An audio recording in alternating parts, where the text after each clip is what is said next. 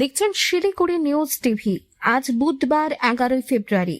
জানাবো আজকের বাছাই করা 10টি তাজা গুরুত্বপূর্ণ খবর। শুরুতেই সংবাদ শিরোনাম। রাজ্য জুড়ে এসআইআর ঘিরে উত্তেজনার মাঝে চূড়ান্ত ভোটার তালিকার দিন ঘোষণা। নাম না থাকলে কি করণীয় জানালো নির্বাচন কমিশন। সংসদে ঝোড়ো আক্রমণে অভিষেকের বার্তা। বাংলায় বিজেপির চতুর্থ হার দূরে নয়। মধ্যবিত্তের কর বোঝা নিয়ে মোদিকে তো। 1 এপ্রিল থেকেই যুব সাথীর 1500 টাকা আবেদনের শিবির কবে থেকে শুরু? বড় ঘোষণা মমতার। ভোটের আগে ফের অশান্ত বাংলাদেশ। হিন্দু ব্যবসায়ীকে কুপিয়ে খুনের অভিযোগ, লক্ষাধিক টাকা লুট। মাদককাণ্ডে হুমায়ুন কবিরের পরিবারে বড় ধাক্কা, বাজেয়াপ্ত মেয়ের শ্বশুরবাড়ির কোটি টাকার সম্পত্তি। দোলের পরে ভোটের নির্ঘণ্ট প্রকাশের ইঙ্গিত, কত দফায় হতে পারে নির্বাচন, চর্চা তুঙ্গে। ভাতার টাকা হাতে নিয়ে ভোটমুখী যুবরা, মমতার এক সিদ্ধান্তে কি বিজেপির অঙ্কে ধাক্কা? কোন জন্মে বাবরি মসজিদ পুনর্নির্মাণ নয়, কঠোর বার্তায় ফের হুঙ্কার যোগীর। গর্জনিসার, দেশ জুড়ে ইডি মামলায় সাজা মাত্র 1%। সংসদে মোদী সরকারের এই পরিসংখ্যান। ঘর পাইয়ে দেওয়ার নাম করে কাটমানি তোলার অভিযোগ, কাঠগড়ায় তৃণমূল নেতা। এবার আসছে বিস্তারিত সংবাদে। ভোটার তালিকা সংশোধন প্রক্রিয়া নিয়ে সুপ্রিম কোর্টের নির্দেশ কার্যকর করতে এবার সময়ের বিরুদ্ধে দৌড় শুরু করল পশ্চিমবঙ্গের মুখ্য নির্বাচনী আধিকারিকের দপ্তর।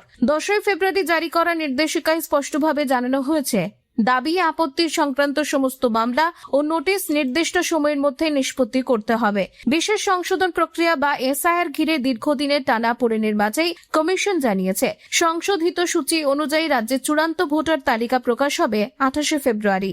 নির্দেশ অনুযায়ী 14 ফেব্রুয়ারির পর এক সপ্তাহের মধ্যে ইলেকটোরাল রোল অফিসার এবং অ্যাসিস্ট্যান্ট ইআরওদের নথি খতিয়ে দেখে সিদ্ধান্ত নিতে হবে। নোটিশ প্রাপ্তরা কমিশনের নির্ধারিত নথির ভিত্তিতে নিজেদের বক্তব্য পেশ করতে পারবেন এবং জমা পড়া আপত্তি উপেক্ষা করার সুযোগ নেই। প্রয়োজনে ব্যক্তিগত শুনানিরও পথ খোলা রাখা হয়েছে। নির্বাচন দপ্তর স্পষ্ট করেছে, আদালতের নির্দেশ মানতে কোনো গাফিলতি হলে সংশ্লিষ্ট আধিকারিকদের বিরুদ্ধে কড়া ব্যবস্থা নেওয়া হবে। তবে এই তৎপরতার মাঝেই মাইক্রো অবজারভার নিয়োগ নিয়ে অনিশ্চয়তা কাটেনি। প্রায় 8505 জনের একটি তালিকা আপাতত স্ক্রুটিনির মধ্যে রয়েছে। রাজ্যের কাছ থেকে তাদের বায়োডেটা চাওয়া হলেও এখনো স্পষ্ট নয় কবে এবং কতজনকে নিয়োগ করা হবে। তালিকায় গ্রুপ বি ছাড়াও এলডিসি, টাইপিস্ট, ইঞ্জিনিয়ারদের নাম থাকায় আরও প্রশ্ন উঠেছে। অনেকেই আবার বর্তমানে এআরও হিসেবে কর্মরত, ফলে তাদের মাইক্রো অবজারভার করা আইনসঙ্গত কিনা তা নিয়েও সংশয় রয়েছে। রাজ্যের জবাব না আসা পর্যন্ত নিয়োগ প্রক্রিয়া কার্যত থমকে। তার উপর নতুন করে সিস্টেম লগইন তৈরি করতে লাগবে অন্তত 1 সপ্তাহ। ফলে সময় মতো সব কাজ শেষ হবে কিনা সেটাই এখন বড় প্রশ্ন। লোকসভায় বাজেটের জবাবি ভাষণ দিতে উঠে মঙ্গলবার একের পর এক ইস্যুতে আক্রমণাত্মক অবস্থান নিলেন তৃণমূলের লোকসভার দলনেতা অভিষেক বন্দ্যোপাধ্যায়। তার বক্তব্যের কেন্দ্রে ছিল সংসদের অচলাবস্থা, স্পিকারের ভূমিকা এবং কেন্দ্রীয় সরকারের সদিচ্ছা নিয়ে প্রশ্ন। তিনি স্পষ্ট করেন, স্পিকারের বিরুদ্ধে অনাস্থা প্রস্তাবে তৃণমূলের কোনো আপত্তি নেই এবং দলের 28 জন সংসদই তাতে স্বাক্ষর করবেন। তবে তার আগে আইএনডিআইএ জোটের সব শরিককে নিয়ে স্পিকারের কাছে একটি যৌথ চিঠি পাঠানোর প্রস্তাব দেন তিনি। অভিষেকের বক্তব্য, সাম্প্রতিক সময়ে 8 জন কংগ্রেসের সাংসদকে বরখাস্ত করা হয়েছে, অথচ সেই সিদ্ধান্ত পুনর্বিবেচনার সুযোগ দেওয়া হয়নি। তার মতে সংসদ সঠিকভাবে চলুক সেটাই বিরোধীদের চাওয়া, কিন্তু বাস্তবে বারবার অধিবেশন মুলতবি করে সংসদীয় আলোচনা এড়িয়ে যাচ্ছে সরকার। দীর্ঘ সময় ধরে হাউস বন্ধ থাকা এবং স্পিকারের অনুপস্থিতি নিয়ে তিনি তীব্র প্রশ্ন তোলেন। বাজেট নিয়ে আলোচনার দাবি জানিয়ে তৃণমূল সাংসদ বলেন, জনগণ সংসদ সদস্যদের পাঠিয়েছেন কথা বলার জন্য, অথচ প্রশ্নোত্তর পর্ব ও শূন্য পর্ব কার্যত অচল। তার অভিযোগ, বিজেপি ইচ্ছাকৃতভাবেই আলোচনা চায় না, কারণ বাজেট নিয়ে সমালোচনার মুখে পড়লে সরকারের দুর্বলতা প্রকাশ পাবে। অনাস্থা বা অভিশংসন দুক্ষেত্রেই তৃণমূলের অবস্থান এক, বলেন অভিষেক। তার দাবি, চিঠি দিয়ে সংশোধনের সুযোগ দেওয়াই বিরোধীদের রাজনৈতিক পার্থক্য। 3 দিন অপেক্ষার পরেও যদি কোনো পদক্ষেপ না হয়, তখনই পরবর্তী সাংবিধানিক পথ নেওয়া হবে, এই বার্তায় স্পষ্ট করে দেন তিনি। 15 আগস্ট নয়, রাজ্যে যুবসাথী প্রকল্পের ভাতা দেওয়া শুরু হচ্ছে আগামী 1 এপ্রিল থেকে। নবান্নের সাংবাদিক বৈঠকে এই ঘোষণা করেন মুখ্যমন্ত্রী মমতা বন্দ্যোপাধ্যায়। স্পষ্ট করেন, বাজেটের সময় 15 আগস্টের যে তারিখ বলা হয়েছিল তা ছিল অনিচ্ছাকৃত ভুল। নতুন আর্থিক বছর হওয়ায় সঙ্গে সঙ্গেই যুবক যুবতীরা সুবিধা পাবেন। সেই কারণেই তারিখ এগিয়ে আনা হয়েছে।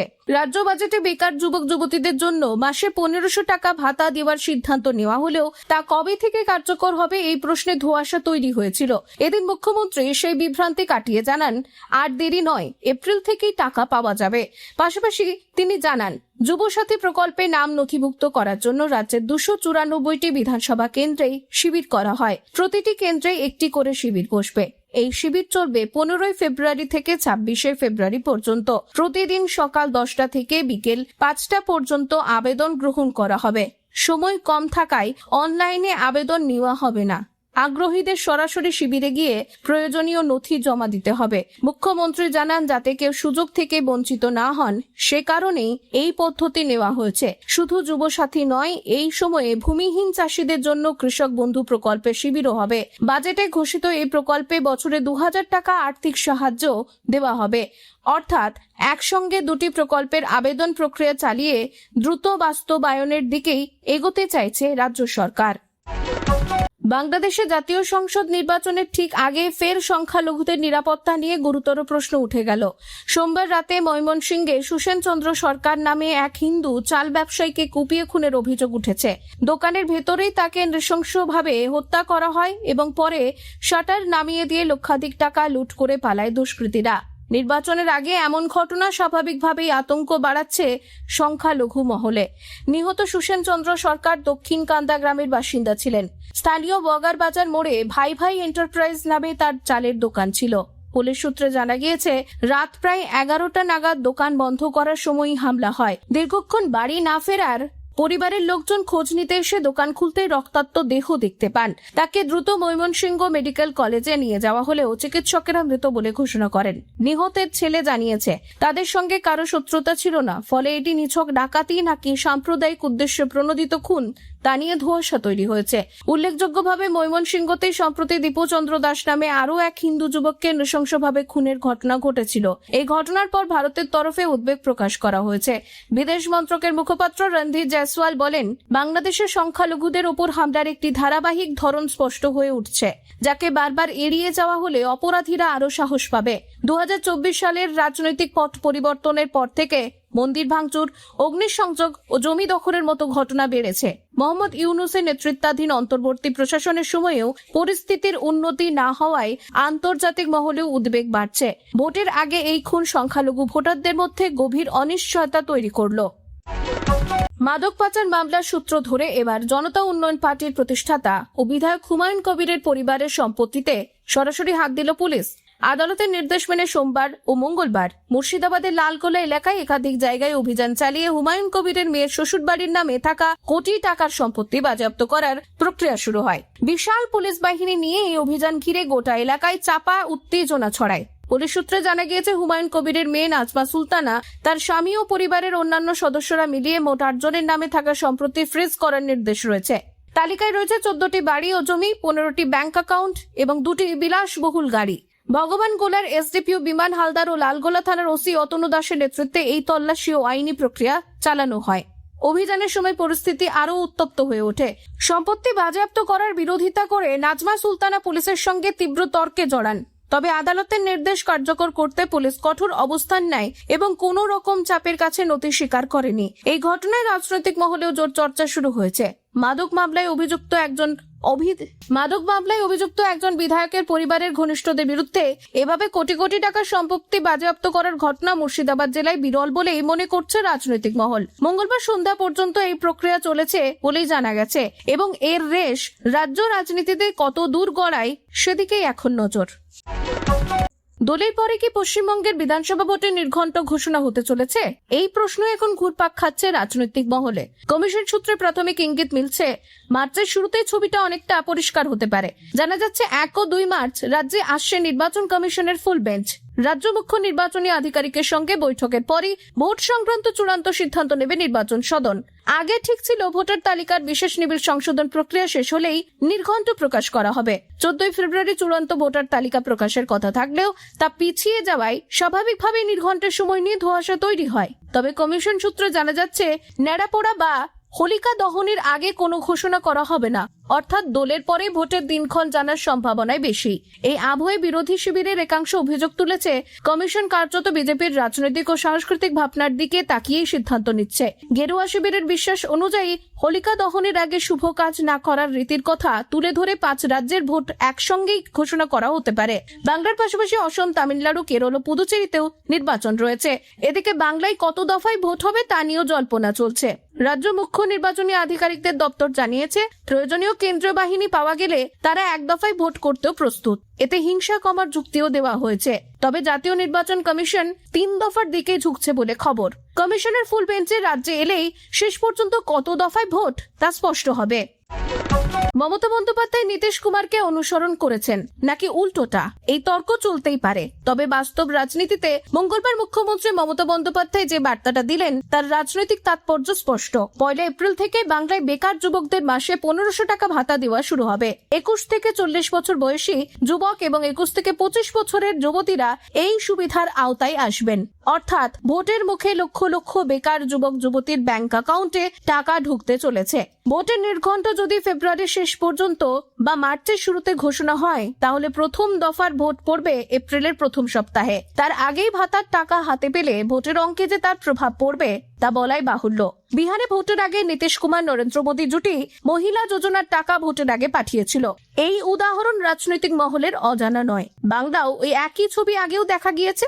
লোকসভা ভোটের আগে লক্ষ্মীর ভান্ডারের ভাতা বাড়ানোর ঘোষণা, আর ভোট চলাকালীনই সেই টাকা অ্যাকাউন্টে পৌঁছানো। এই অভিজ্ঞতা তৃণমূলের পক্ষে কাজ করেছে। পার্থক্য একটাই, সেবার বাস্তবায়ন হয়েছিল ভোটের পর, এবার ভোটের আগেই সময় এগিয়ে আনা হলো। এই সিদ্ধান্ত থেকে প্রশ্ন উঠছে, শাসক দল কি আদৌ আত্মবিশ্বাসী, নাকি নবান্ন বুঝতে পারছে বিশ্বাসযোগ্যতায় ফাটল ধরেছে? বিজেপি, বাম, কংগ্রেস সবাই এই ঘোষণাকে ভোটের খয়রাত বলেই আক্রমণ করছে। কিন্তু রাজনীতির বাস্তবতায় একটা বিষয় পরিষ্কার, ভাতা ঘোষণার এই সময়টাই বলে দিচ্ছে সরকার ভোটের অঙ্কে হালকা করে দেখছে না। বাবরি মসজিদ আর কোনোদিন পুনর্নির্মিত হবে না, এমনটাই স্পষ্ট ভাষায় ঘোষণা করলেন উত্তরপ্রদেশের মুখ্যমন্ত্রী যোগী আদিত্যনাথ। মঙ্গলবার বারাবাঁকির এক জনসভা থেকে তিনি বলেন, যারা এখনো এই স্বপ্ন দেখছেন তাদের স্বপ্ন কোনোদিনই পূরণ হবে না। তার কথায়, অযোধ্যা নিয়ে বিজেপি যে প্রতিশ্রুতি দিয়েছিল তা শুধু কথার মধ্যে সীমাবদ্ধ ছিল না, বাস্তবেও তা পূরণ করা হয়েছে। যোগী দাবি করেন, আমরা বলেছিলাম রামলালার জন্য আসবো, একই স্থানে রাম মন্দির করব, সেই ঐতিহাসিক রায় চূড়ান্ত, সেখানে কোনোদিনও পচন ধরবে না।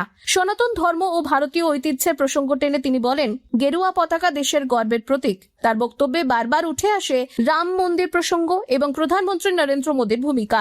ধর্মীয় আবেগের সঙ্গে রাজনৈতিক বার্তাও জুড়ে দেন উত্তরপ্রদেশের মুখ্যমন্ত্রী। তিনি বলেন, কিছু মানুষ শুধুমাত্র সংকটের সময় ভগবান রামকে স্মরণ করেন, সুবিধা হলে আবার ভুলে যান। তার মতে, রাম ভক্তদের ওপর গুলি চালানো বা রামের উদ্দেশ্যকে বাধা দেওয়ার মানসিকতার কোনো জায়গা নেই। যোগীর দাবি, ভারত এবং সনাতন আলাদা সত্তা নয়, দুটি একে অপরের পরিপূরক। একই সঙ্গে তিনি অভিযোগ করেন, দেশ ও সনাতনকে লক্ষ্য করে পরিকল্পিত আক্রমণ চলছে। কেউ ষড়যন্ত্র করছে, কেউ আবার নিজেদের স্বার্থে সেই এজেন্ডার অংশ হয়ে যাচ্ছে। ভাষণের শেষে আইন শৃঙ্খলা নিয়েও কড়া বার্তা দেন যোগী। তার স্পষ্ট হুঁশিয়ারি, যারা আইন মেনে চলবে তারা সুরক্ষিত থাকবে, আর যারা তা অমান্য করবে তাদের জন্য কোনো ছাড় নেই। দেশজুড়ে এনফোর্সমেন্ট ডিরেক্টরেটের তল্লাশি ঘিরে যখন রাজনৈতিক তরজা চরমে, তখন সংসদের মেঝেতেই কার্যত স্বীকারোক্তি দিল কেন্দ্র। কেন্দ্রীয় অর্থ মন্ত্রকের দেওয়া তথ্য বলছে, ইডির তৎপরতা যতটা চোখে পড়ে তার ফলাফল ততটাই নগণ্য। গত 1 দশকের বেশি সময় ইডির মামলায় শাস্তির হার 1%-এরও কম, যা স্বাভাবিকভাবেই তদন্তকারী সংস্থার ভূমিকা নিয়ে নতুন করে প্রশ্ন তুলে দিয়েছে। তৃণমূল কংগ্রেসের লোকসভার মুখ্য সচেতক কাকলি ঘোষ দস্তিদার এবং সাংসদ মহুয়া মৈত্রের প্রশ্নের উত্তরে অর্থমন্ত্রীকে স্বরাষ্ট্রমন্ত্রী পঙ্কজ চৌধুরী জানান, 2014-15 থেকে 25-26 এই 12 বছরে ইডি মোট 11,353টি তল্লাশি চালিয়েছে, কিন্তু সাজা হয়েছে মাত্র 123 জনের। সংখ্যার হিসাবে সাফল্যের হার 1%-এর সামান্য বেশি, যা বিরোধীদের অভিযোগকে আরো জোরালো করেছে। পরিসংখ্যান বলছে, সবচেয়ে বেশি অভিযান হয়েছে লোকসভা ভোটের ঠিক আগের বছর 2023-24 সালে। ওই এক বছরে প্রায় 2600 জায়গায় হানা দিলেও শাস্তি পেয়েছেন মাত্র 19 জন। তবু রাজ্য ভিত্তিক তথ্য দিতে পারেনি কেন্দ্র। বিরোধীদের বক্তব্য, এই পরিসংখ্যানই প্রমাণ করছে ইডি অপরাধ দমনের নয়, বরং মোদী সরকারের রাজনৈতিক হাতিয়ার হিসেবেই ব্যবহৃত হচ্ছে। এই অভিযোগ নতুন নয়। বিরোধী নেতৃত্বের পাশাপাশি সাম্প্রতিক সময় শীর্ষ আদালতও একাধিকবার ইডির ভূমিকা নিয়ে প্রশ্ন তুলেছে। সুপ্রিম কোর্ট মন্তব্য করেছে, রাজনৈতিক লড়াই নামছে কেন্দ্রীয় তদন্তকারী সংস্থা। প্রাক্তন প্রধান বিচারপতি সঞ্জীব খান্না পর্যন্ত বলেছেন, অভিযুক্তদের দীর্ঘদিন জেলে আটকে রাখতে বারবার চার্জশিট দেওয়া হচ্ছে। অরবিন্দ কেজরিওয়াল ও মনীষ সিসোদিয়াকে জামিন দেওয়ার সময় সেই ইঙ্গিত স্পষ্ট করে দিয়েছে আদালত। বাংলার বাড়ি প্রকল্পে ঘর পাইয়ে দেওয়ার নামে কাটমানির অভিযোগে কোচবিহার রাজনীতিতে নতুন করে বিতর্ক ছড়ালো। কোচবিহার 2 ব্লকের আমবাড়ি গ্রাম পঞ্চায়েতের সদস্য বিপুল রায়ের বিরুদ্ধে 5,000 টাকা নেওয়ার অভিযোগ সামনে এসেছে একটি ভিডিওকে ঘিরে। সোমবার বিজেপি জেলা কমিটির সদস্য শুভময় সরকার সেই ভিডিও সমাজ মাধ্যমে পোস্ট করেন। যদিও ভিডিওটির সত্যতা যাচাই হয়নি। ভিডিওটিতে আমবাড়ি গ্রাম পঞ্চায়েতের 3/77 নম্বর বুথের বাসিন্দা নিতাই রায় দাবি করেন, ঘরের তালিকায় নাম থাকা সত্ত্বেও বিপুল রায় তার কাছে টাকা দাবি করেছিলেন। নিতাইয়ের অভিযোগ, টাকা না দিলে তালিকা থেকে নাম বাদ পড়ে যাবে। এই আশঙ্কা দেখিয়ে প্রথমে 1,000 এবং পরে আরো 4,000 টাকা নেওয়া হয়। তার দাবি, প্রথম কিস্তির টাকা দেওয়ার কিছুদিনের মধ্যে অ্যাকাউন্টে প্রকল্পের অর্থ ঢুকে যায়। অভিযোগ পুরোপুরি অস্বীকার করেছেন বিপুল রায়। তার বক্তব্য, তিনি কোনো টাকা নেননি, বরং পঞ্চায়েত সদস্য হিসেবে নিয়ম মেনেই সহযোগিতা করেছিলেন। এতদিন পরে কেন এই অভিযোগ উঠছে তা নিয়ে প্রশ্ন তুলেছেন তিনি। এই ঘটনায় শাসক দলকে আক্রমণ করতে দেরি করেনি বিজেপি।